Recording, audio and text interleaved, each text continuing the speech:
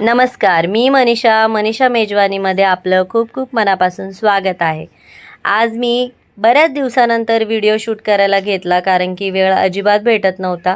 तर काय करू हा विचार करता करता विचार आला की तुमच्यासाठी आज हेल्दी असा मुसली हा पदार्थ मी घेऊन आलेली आहे। तर घरीच आपण मुसली कशी बनवू शकतो ते आता आपण बघूया। इथे मी घेतलेले आहे पाव किलो काजू। तर काजू हे थोडेसे भाजून घ्यायचे आहे। सर्व पदार्थ मी इथे भाजूनच घेतलेले आहेत थोडे थोडे, कारण की ते बरेच दिवस टिकतात। तर इथे मी हे काजू पाव किलो घेतले होते आणि तुम्हाला माहीतच असेल काजू खाल्ल्याने आपली पचनशक्ती वाढते, तसेच स्नायूची ताकद पण वाढतेच आणि त्वचेसाठी तर ते खूपच चांगले आहे। पण काजूचा जर तुम्ही अति प्रमाणात जर खाल्लात तर तुम्हाला माहीत असेल की ते त्याच्यामध्ये फॅट पण तितकेच आहेत।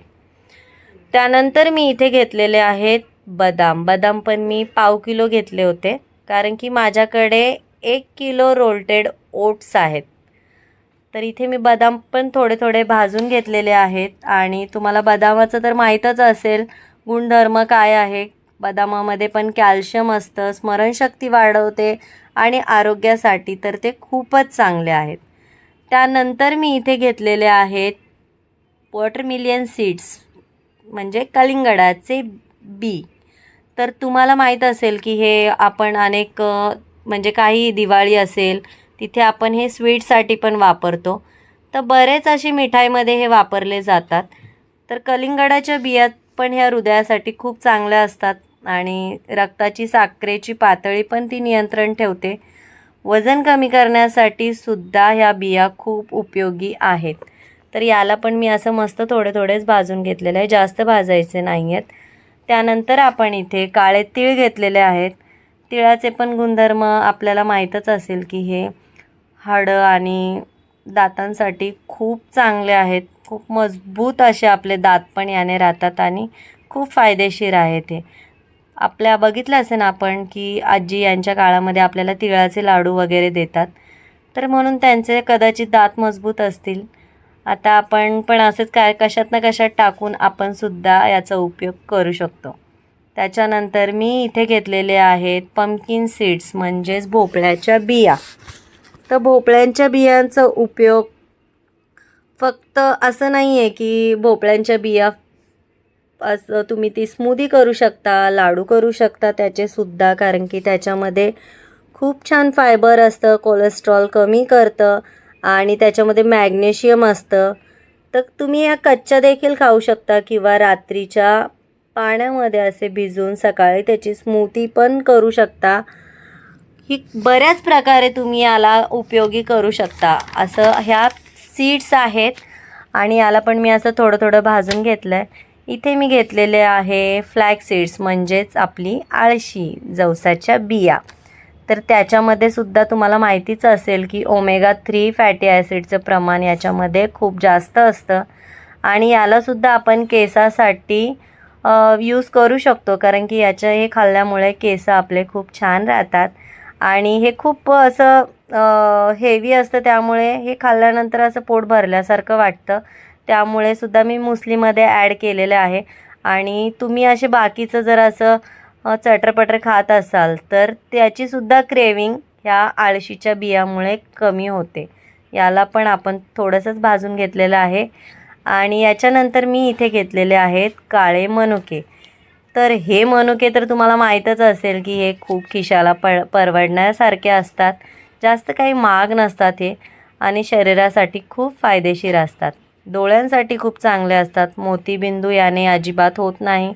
याचं प्रमाण तुम्ही म्हणजे असं कशामध्येही करू शकता, थोडं थोडं प्रमाण हे दुधामध्ये घेऊ शकता किंवा असेही खाऊ शकता, चांगले लागतात ते।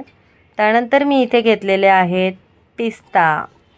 पिस्त्याचं तुम्हाला तर माहीतच असते की पिस्त्यामध्ये भरपूर पोषक तत्वे असतात, यात कॅलरीज जास्त असतात। त्यामुळे हे जास्त पण खाऊ नयेत, कारण की याने पण फॅट वाढतो आणि ते म्हणजे मीठ न लावता तेच घ्यायचे। तर इथे तुम्ही बघत असाल आपलं मेन इन्ग्रेडियंट्स आहे हा ओट्स, रोल्टेड ओट्स। तर हे रेडीमेड कुठेही तुम्हाला शॉपमध्ये मिळतात। तर मी 1 किलो असे घेतले होते, तर हे ऑलरेडी रोस्टेड असतात, पण मी तरी याला थोडंसं भाजूनच घेते कारण की बरेच दिवस हे टिकतात. इथे मी मिक्सरचं भांडं घेतलेलं आहे, तर इथं मी कधी कधी असं करते की मी कधी कधी हे कट करून पण घेते किंवा मग याला मिक्सरमध्ये थोडंसं असं फिरवून पण घेते. जसं मला वेळ असेल मी तसं करते, तर तुम्हाला पण जसं जमेल तसंच करा. कसंही केलं तरी हे खूप छान लागतात. तर इथे मी काजू, बदाम, पिस्ता हे मिक्स करून घेतलेलं आहे. त्याच्यानंतर याच्यामध्ये मी काळे मनुके टाकलेले आहेत आणि सर्व आपण जेवढे पण पदार्थ याच्यामध्ये भाजले होते ते सर्व सीड्स आपण याच्यामध्ये टाकणार आहोत. खरंच तुम्ही याला घरी बनवूनच बघा, कारण की हे खूप छान असतात आणि आपल्याला घरी बनवलेलं हे खूप परवडतं.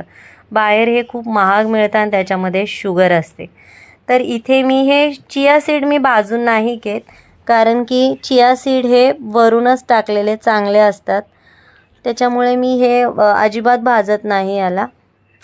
आणि हे पण आपण मिक्स करून घ्यायचे. त्याच्यानंतर ओट्स टाकायचे आहेत त्याच्यामध्ये. थोडेफार इथे जळालेले खालचे राहिलेले तर ते मी काढून घेतले आहे. आणि चिया सीडबद्दल जर सांगायचं जर झालं तर त्याच्यामध्ये vitamin C, protein, fibre, zinc, potassium भरभरून आहे त्याच्यामध्ये. त्यामुळे चिया सीड तर हे रोज खाल्लंच पाहिजे. चिया सीड तुम्ही असेही रात्री थोडेसे भिजवून ठेवलं आणि तुम्ही सकाळी फक्त चिया सीड जरी घेतलं तरी पण ते आपल्या शरीरासाठी खूपच फायदेशीर आहे. रोल्टेड ओट्सबद्दल बोलायचं गेलं तर हे रोल्टेड ओट्स याला आय थिंक जव म्हणतात आणि हा पदार्थ खूपच हलका असतो. वजन कमी करण्यासाठी हे वापरले जातात. बाकीचे पण ओट्स मिळतच आहे, तुम्हाला माहीत आहे.